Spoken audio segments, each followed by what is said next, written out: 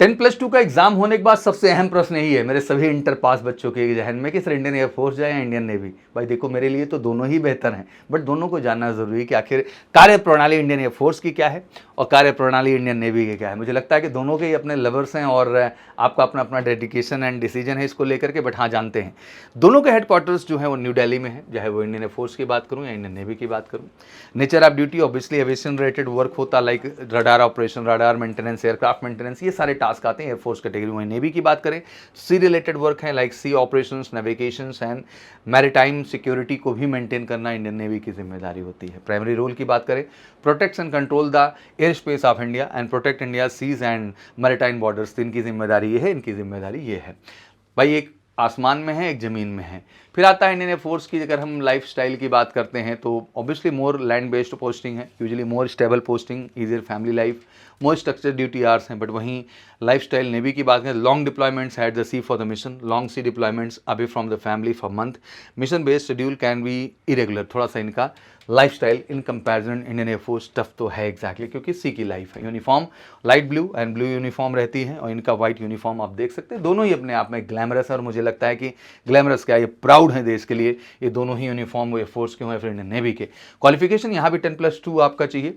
PCM category से आप x group में जाते हैं और नॉन पीसीएम कैंडिडेट जितने भी हैं वो वाई कैटेगरी में अप्लाई करते हैं। एज अब अप टू 22 साल तक है। वही नेवी की बात कर लें तो इसमें भी आपके पास अगर देखें तो एसआर कैटेगरी के लिए तो मैथ फिजिक्स मैंडेटरी है। अब तो मेडिकल असिस्टेंट का भी ऑप्शन आने लगा है, इसमें भी आने लगा है, इसमें भी आने लगा है, जो कि परमानेंट कैटेगरी की जॉब है।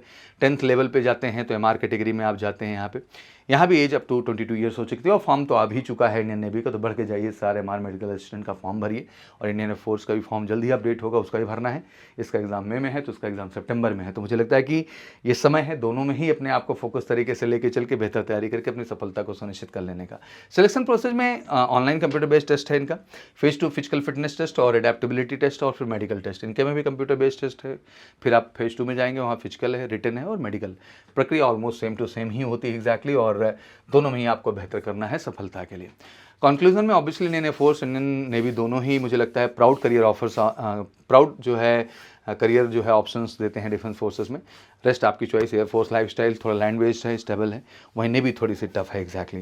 The in both services give you the same honour. मुझे लगता है कि serving the nation bearing the uniform with the pride is the real thing. वो इंडियन एयरफोर्स का मिले, इंडियन नेवी का, वो आपका चॉइस। और 2026 में अगर आपका वाकई में सपना इंडियन एयरफोर्स और इंडियन नेवी का वर्दी पहनने का, तो बिल्कुल हिस्सा बनिए मेजर कलसी क्लासेस का। एयरफोर्स के लिए स्पेशल तेजस बैच हमने दिया और नेवी के लिए स्पेशल विक्रांत बैच। तो बिना देरी किए दोनों में one of the best teacher और 100% एयरफोर्स का सपना पूरा करने का ये बैच है। तो बिल्कुल कॉल करिए 9696330033 पर। और नेवी का हमारा विक्रांत बैच जो है SAR MR मेडिकल असिस्टेंट किसी भी कैटेगरी में आप आ रहे हैं, वेलकम। आ जाइए, अगले 3 महीने बिल्कुल आग लगा देंगे और श्योर शॉट आइनेस चिल्का का हिस्सा आपको बनाएंगे। बाकी वीडियो में कुछ अच्छा लगा हो तो कमेंट सेक्शन में जरूर मेंशन करिएगा, वीडियो अच्छी लग रही है तो शेयर करिएगा। And welcome to MKC। अगर आप चाहते हैं एयरफोर्स और नेवी दोनों का हिस्सा बनना तो एक बेहतर तैयारी के लिए। Thank you so much. जय हिंद, जय भारत।